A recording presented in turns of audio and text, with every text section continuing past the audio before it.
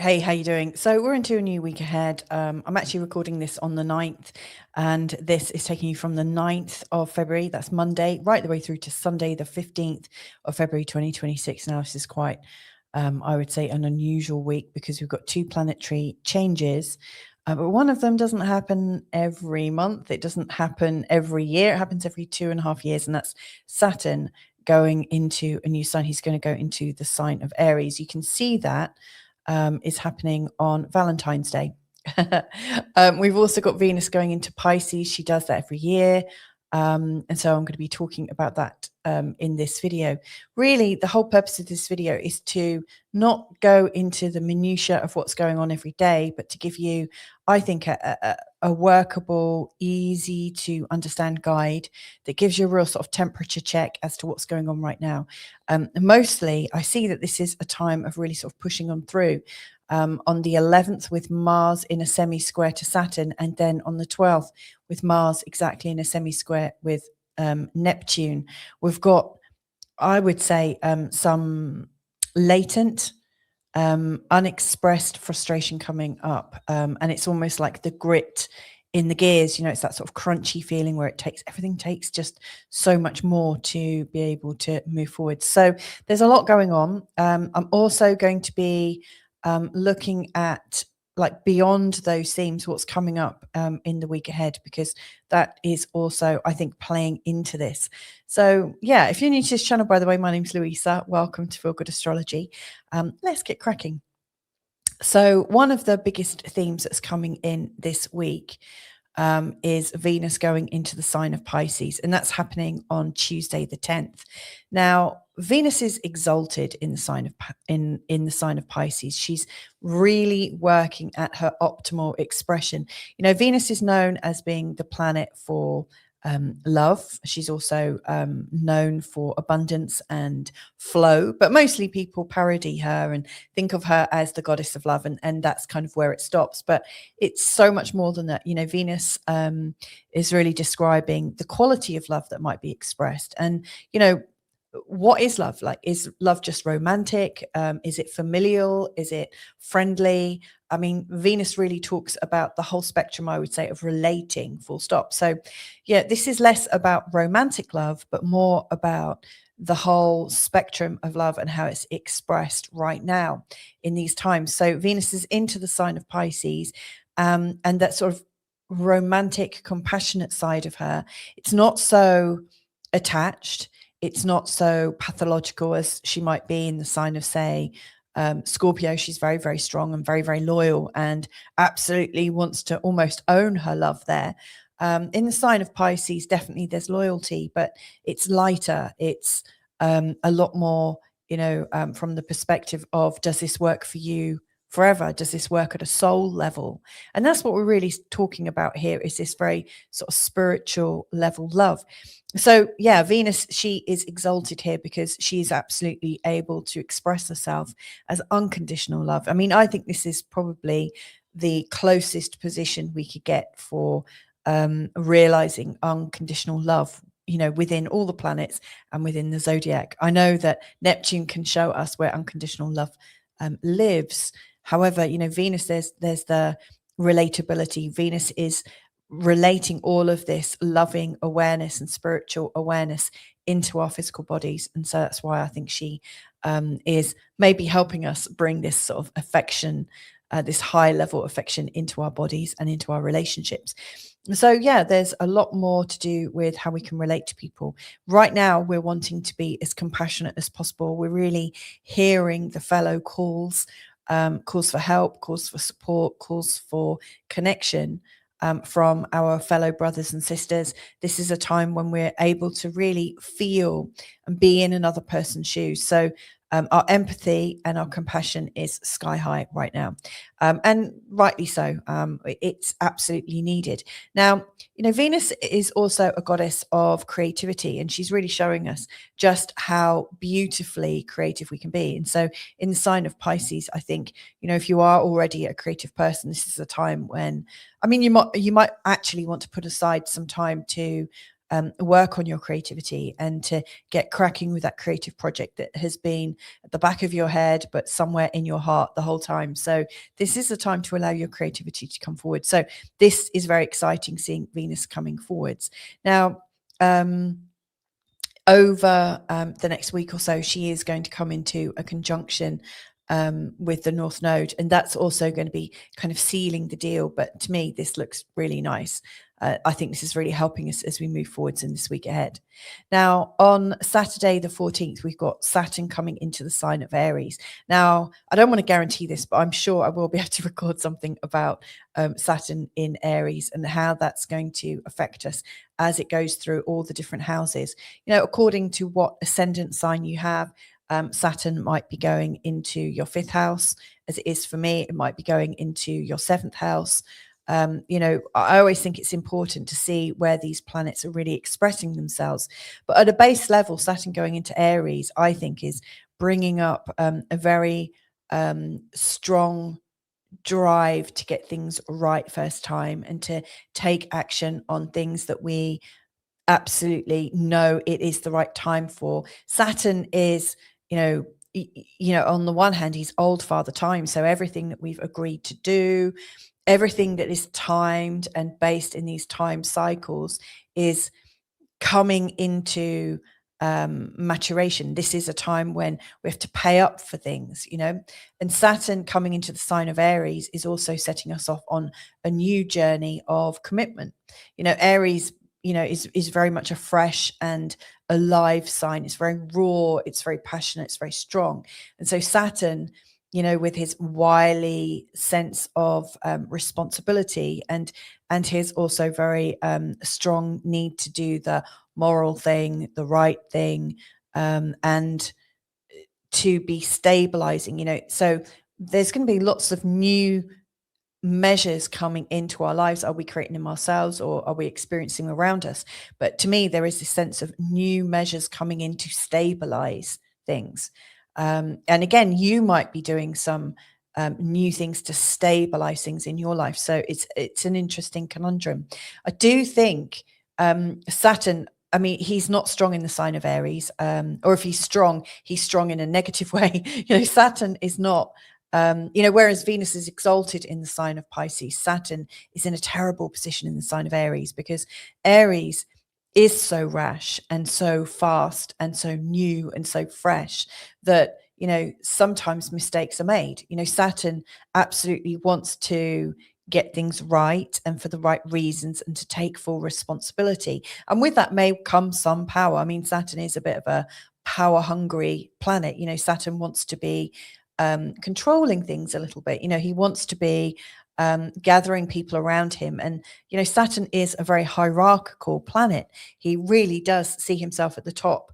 And so, people might be making these very authoritative decisions in a very fast and rash way.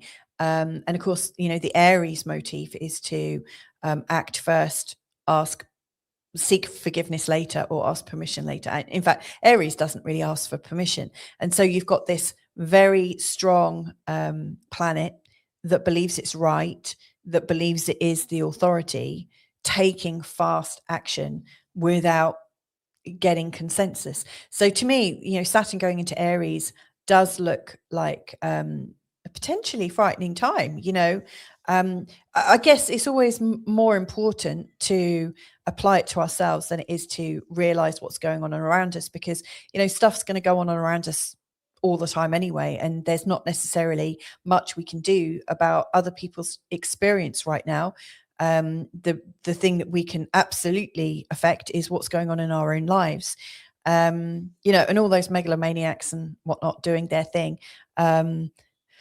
Can we make a difference collectively if we'll come together? Maybe, but Saturn in Aries, I think, is also bringing up responsibility for self. Like Aries is the first sign. It's very much about the self, the ego, the energy of, our own individuality, our own sovereignty, our own energy of individualism.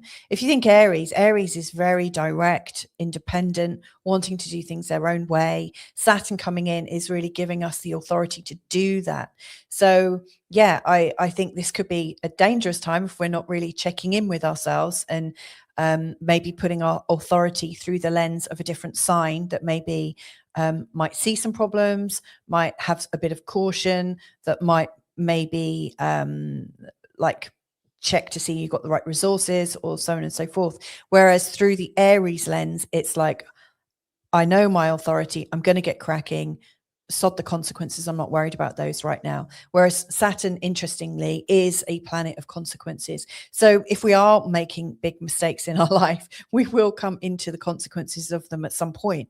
Maybe just not today, but they will catch up with us. They will be in the post. So Saturn into Aries, that is going to, I think, help a lot of people move forwards with what they've been wanting to do.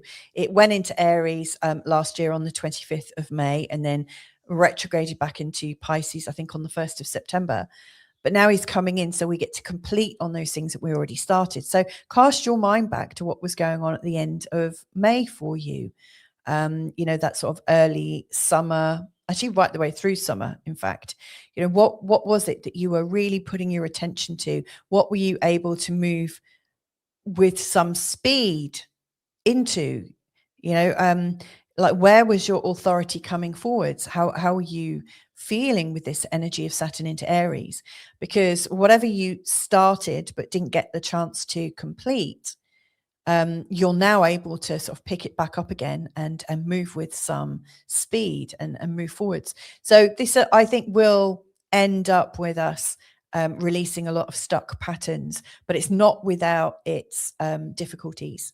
Wherever Saturn is, he is showing us maybe where we've not had enough security, where we've not put in enough considerations. He's also showing us where our thinking is getting quite old.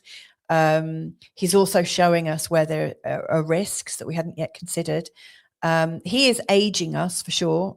You'll know that if you've got him going into your first house, if you've got your ascendant in the sign of Aries, or like in Pisces, you'll already have him in your first house. And so you'll be absolutely feeling that. It's definitely a planet of maturation. So yeah, Venus going into Pisces, the creativity is high. Saturn going into Aries, our desire to get things cleared and moving forwards is also high. Just double check you're doing everything for the right reasons in the right time, and that you're not shooting yourself in the foot for some kind of later sort of discovery of, where you've acted too fast without considering the consequences. Now, we've also got these two energies coming in this week ahead. So one of them is Mars in a semi-square to Saturn. And then later on, Mars is making a semi-square to Neptune. So the semi-square to Saturn is exact on Wednesday the 11th. So Mars is just around about here. He's going to be exactly in a semi-square to Saturn. You'll see, obviously, Saturn and Neptune so close together right now. And then on the 12th, he's making that exact semi-square to Neptune. Now, with semi-squares, they've got, I think, a 2-degree orb. What that means is if a planet is moving 1 degree a day, that semi-square is exact on one day, and it's also coming in a couple of days before, and it's easing off for a couple of days after. Now, I don't often talk about semi-squares unless the fastest moving planet is fairly slow. Now, Mars moves just under a degree a day right now. So I know that these semi-squares are really going to be felt throughout this whole week. We're already coming into that Mars semi-square Saturn energy, and we're already coming into that Mars semi-square Neptune energy, and it's going to be tailing off following the 12th. It's still going to be going on just as we're coming into Sunday morning. It would just be finishing. And so this semi-square from Mars to Saturn and also to Neptune is really showing us where we've got some difficulties. So yeah, Mars, like semi-squares as an energy, they're really showing us where we've got something frustrating just below the surface. It's like like if you've got like an ache in your muscles that's just slowing you down, it's not a full on recognizable muscle pull or a muscle sprain, but there's just something going on and you can feel it. It's like that. It's something that's slowing you down, that's creating some low grade frustration. And it's just below the surface. So you might not even be consciously aware of what's really going on and what's really triggering it. It's a bit like I described it at the start here, like grit in the gears, where things go a bit crunchy. But because it's not a full on square, it's not really, we're not really able to fully articulate what's going on. We get that sense that something is happening, but we can't quite put our finger on it. And we might not understand exactly why we're feeling like there's grit in the gears or things are feeling a bit crunchy. So, what is the energy of Mars and Saturn when they're not working so well together? And of course, Mars is the energy of drive, will. It is literally the energy of energy. Mars is all about the masculine principle, the idea that we can move forwards, we can push forwards, we can thrust. It's very sort of physical energy. And it's also about our confidence and our determination, our sheer will. And so Mars in a square to Saturn, is known for his delays, his restrictions, his structures, his taking things slowly. He's very timed. He's not into a rush. And of course, Mars is absolutely wanting to rush.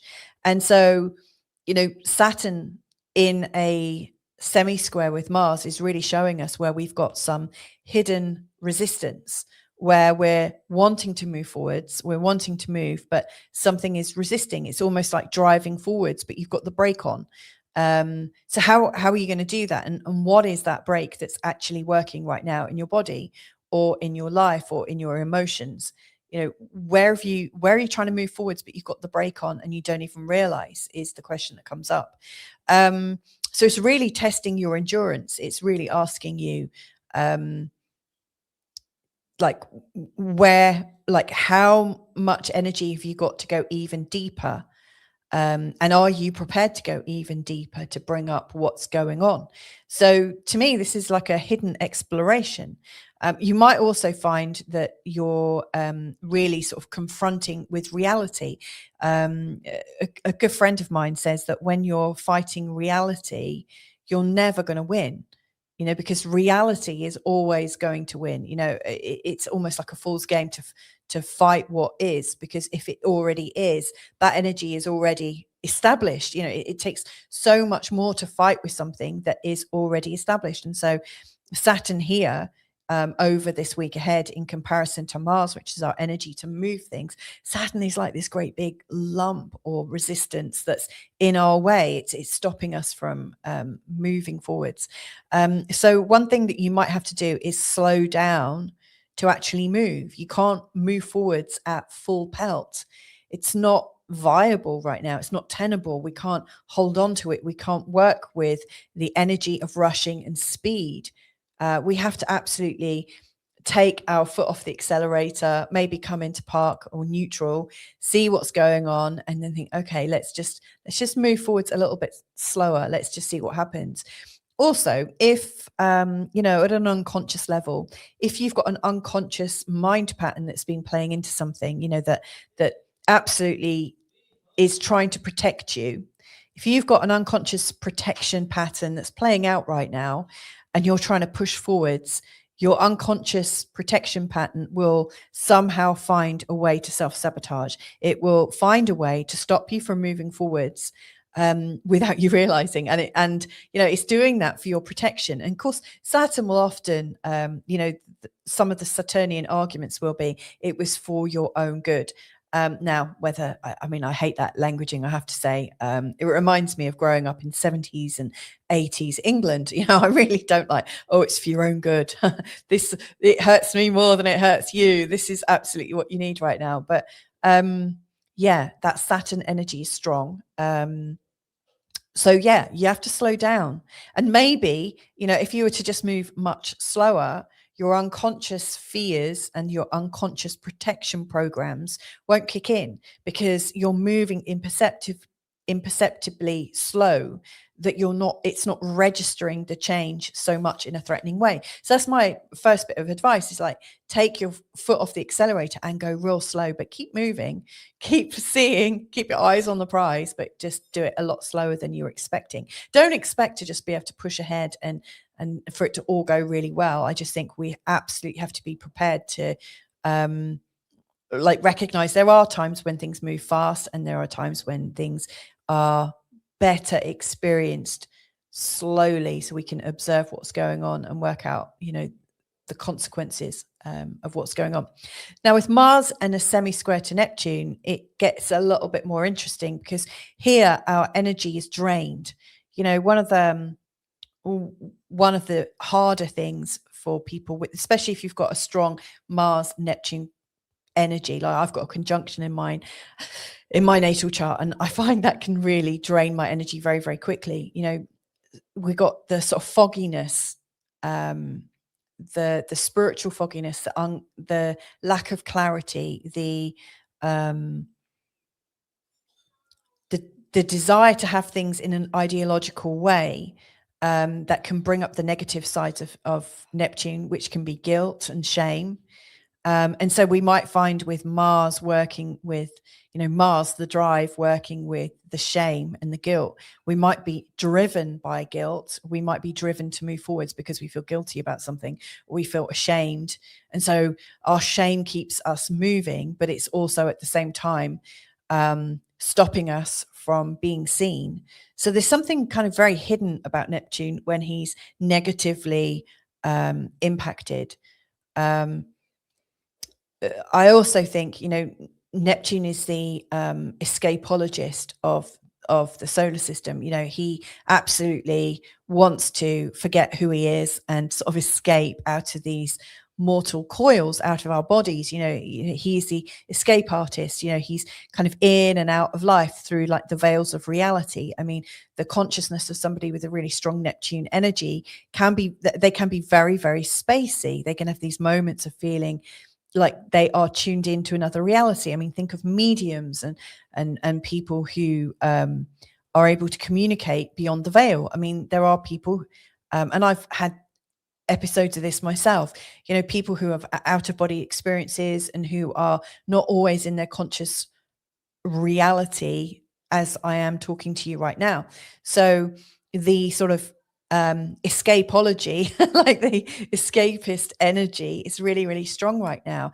And it's impulsive. The Mars energy is very impulsive, very driven.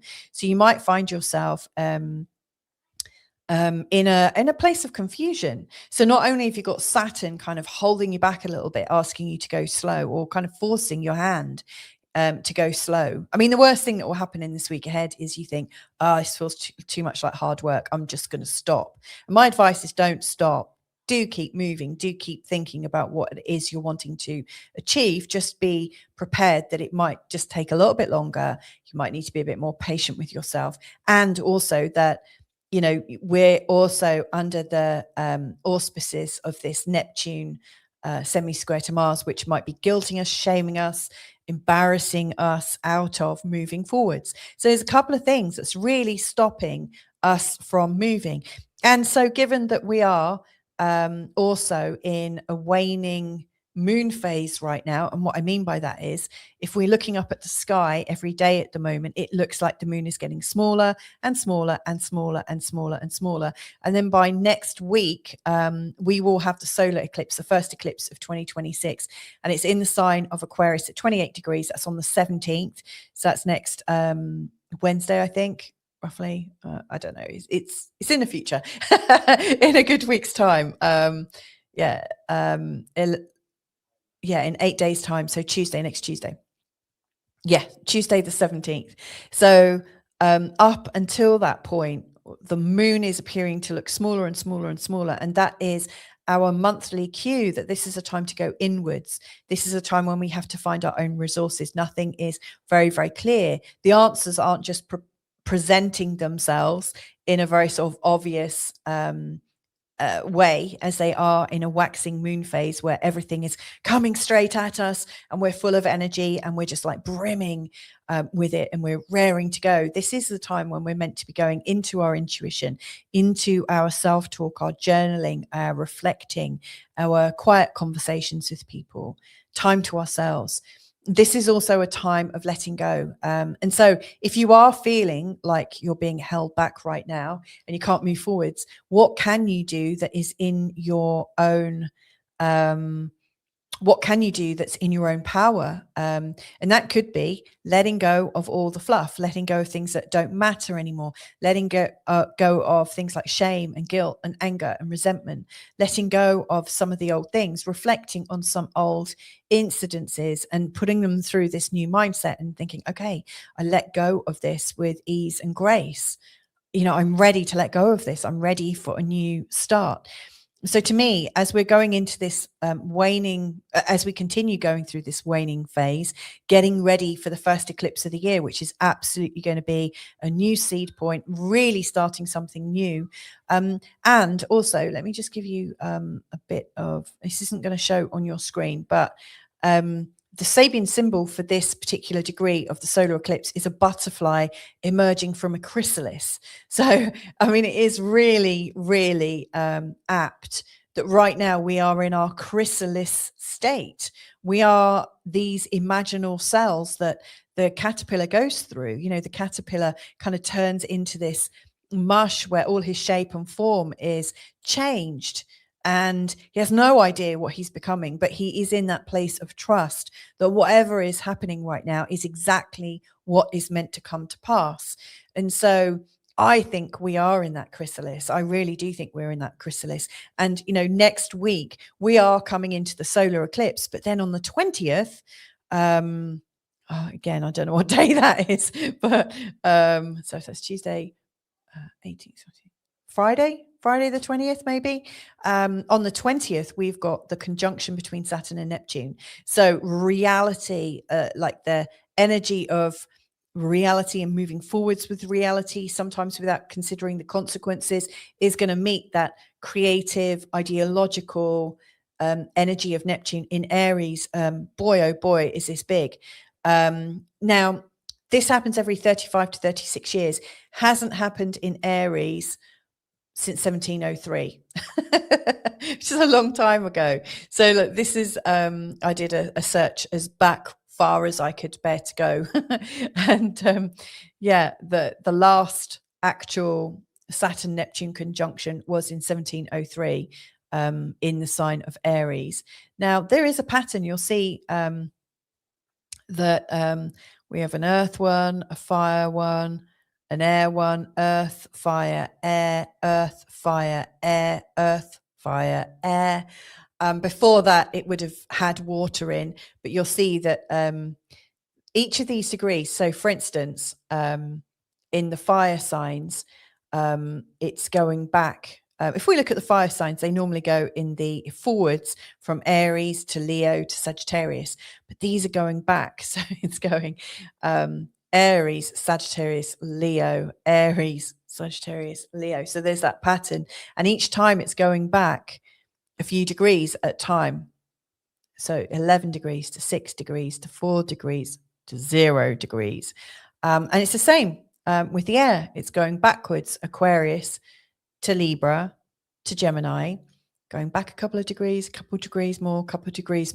So, one of the things you can see with this Saturn in Aries, and that, in the conjunction with Neptune, so Saturn and Neptune, they are in this very rhythmic cycle together that's coming up every 35 to 36 years.